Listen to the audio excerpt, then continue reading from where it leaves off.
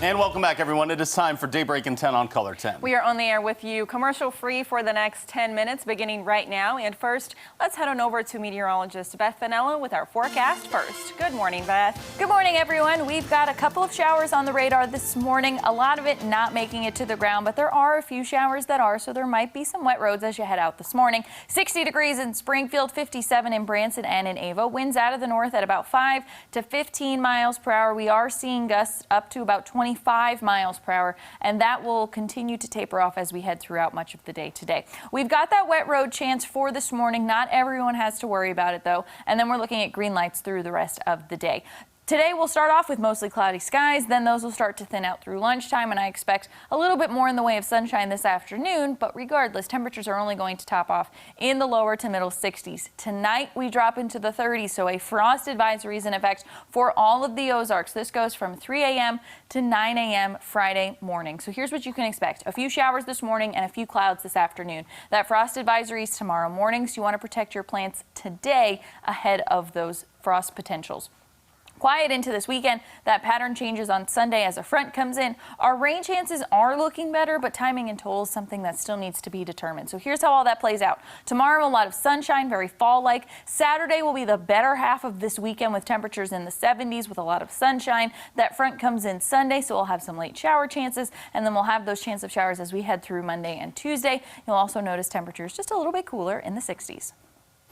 All right, thank you, Beth. We told you last week about potential changes to the way Springfield Public Schools will be handling time in the classroom, and we've got that update for you now. Starting November 2nd, kindergarten through second graders will attend in-person classes 4 days a week. Beginning November 9th, students in 3rd through 8th grades will do the same.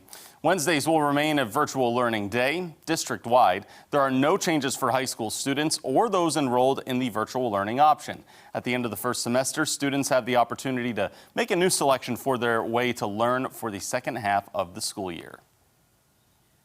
Some news from around the region. Two organizations are joining forces to help serve children in the Metro St. Louis area. The Boys and Girls Clubs of Greater St. Louis and of Bethalto, Illinois, have been discussing a partnership for years. This will now allow them to serve nearly 9,000 youth across the area. We could have greater impact for all of our kids. They have so much more to offer than our small club over here on this side of the river. And there is a great need in Illinois that we have not been able to expand and serve. So I think our goal is to be able to serve children, but be able to serve them even better and hopefully not have waiting lists, because every day that goes by without children having access to programs and opportunity means that they miss out on a chance to become their best selves. BGC Bethalto is hoping to open a new location in the future because of this partnership as well. In education coverage this morning, Missouri State leaders are working to better serve its first-generation students. Caller 10's Nija McDonald joins us from MSU now to explain how they're doing this and what first-gen students have to say about their experience. Nija, good morning. Yeah, Jen, well, good morning. Being the first in your family to attend college can be exciting, but it can also be a bit overwhelming, which is why Missouri State is expanding its programming to help these students. Now, a Title III cooperative grant project between the Springfield and West Plain campuses will continue to build support systems for retaining first-generation students. Campus leaders say the boost in assistance early on will help keep students enrolled through graduation. For example, they'll be teaching them how to reach out to faculty members when they need assistance, college costs, and how to prepare for your second year, as well as the importance of joining a club or extracurricular activity. Now, I met with two Missouri State first-gen students who shared what it means to be the first in their families to further their education.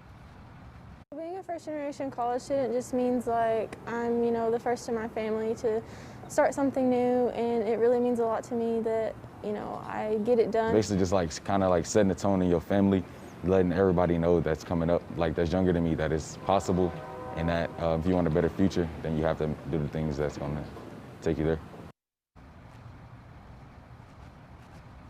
Well, along with this, staff will also be sending out reminders to students about upcoming deadlines, and financial aid counselors will be available for students in person, through email, or over the phone. Reporting live in Springfield, Nija McDonald, Ozarks First. Thank you, Nigel. We have some news from around America we need to check in with now. Evacuation orders have been issued due to a growing fire in Colorado as authorities expect to become the state's biggest wildfire on record. It's the Cameron Peak fire we're talking about. It's been burning since August 13th. It grew to over 158,000 acres yesterday. Windy conditions have made it hard for firefighters to control the blaze, and right now it's sitting at a 56% containment. And as wildfire season continues in California, a new one ignited last night in the foothills of southern Redlands. The brooder fire grew to approximately 50 acres in 2 hours. Authorities say it has the potential to grow to more than 200 acres. The fire is threatening an unknown number of structures and has prompted evacuations in at least one neighborhood.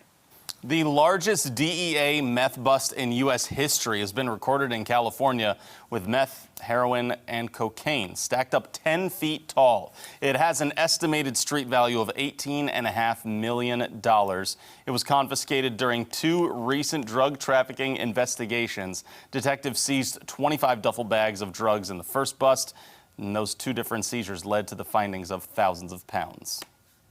These 2 seizures are more than enough to provide a dose of meth for every man, woman, and child in the United States and Mexico. The DEA says drug traffickers use the LA area as their preferred transportation hub because it's north of the border and easier to blend into big cities.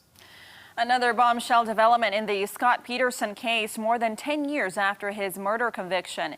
The California Supreme Court has ordered a trial judge to consider whether Peterson's convictions for murdering his wife and unborn son should be overturned. The case is set to be re-examined due to a potential issue with a juror, and this juror failed to disclose that she was the victim of a crime while pregnant. Going around the world now for you, a second Russian coronavirus vaccine has been registered in the country. According to officials, a total of 100 volunteers took part in clinical trials. Russia registered the world's first vaccine against the coronavirus early in August and called it Sputnik 5, which was named after the space satellite launched by Moscow in 1957. Bass Pro Shops need 7,000 new employees for the holiday season. 300 of those jobs will be filled here in the Ozarks at a hiring event today. All kinds of positions are available at Wonders of Wildlife, Dogwood Canyon, Bass Pro Shops, Big Cedar Lodge, and White River Marine Group. If you're interested, you can attend the hiring events today. They're at Bass Pro Shops in Springfield and Branson, Big Cedar Lodge, and the Tracker plants in Ozark, Lebanon, and Bolivar. You can apply online in advance or just show up between 10 a.m. and 7 p.m. And now let's take a look at what's coming up for you on CBS This Morning. Coming up, more of Gayle King's exclusive interview with Kenneth Walker. What's next in his fight for justice for Breonna Taylor? Plus, Tony DeCoppel takes you behind the scenes to show you how your absentee ballots are getting counted. Coming up on CBS This Morning. All right, big note that everyone needs to look out for tonight. No presidential debate happening. People should know this by now. These details got finalized yesterday.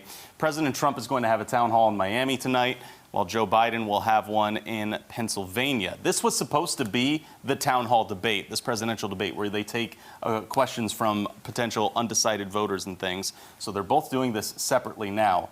They're scheduled to debate again for the 3rd time a week from today.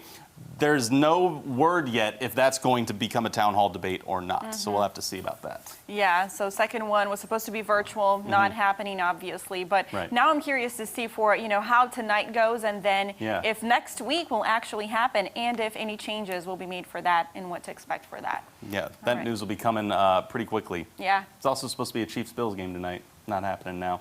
It'll be on Monday. Don't worry, guys. Oh, I was like, why? What's Monday on it? Ozarks Fox. That got scheduled a while ago. Oh. Just going through the programming notes in my head, we got to tell people about, right? She scared me, Joe. Come on. But what we are seeing today, which some good news for us here in the Ozarks, a little bit of rain this morning. Can we expect a little bit more later today or no? No, unfortunately not. Unfortunately not. We do have some light showers, though, this morning. Again, very light scattered in nature. Most of what you'll see on radar is not making it to the ground. We'll have temperatures today in the 60s and in the 60s again tomorrow with plenty of sunshine. And then we'll have some shower chances again Sunday, Monday, and possibly into Tuesday. Timing in total, something that still needs to be determined. All right. So exciting. We'll be keeping an eye out for that, and we will leave you with this look over Springfield. Cloudy. Thanks so much for starting your Thursday with us on Daybreak.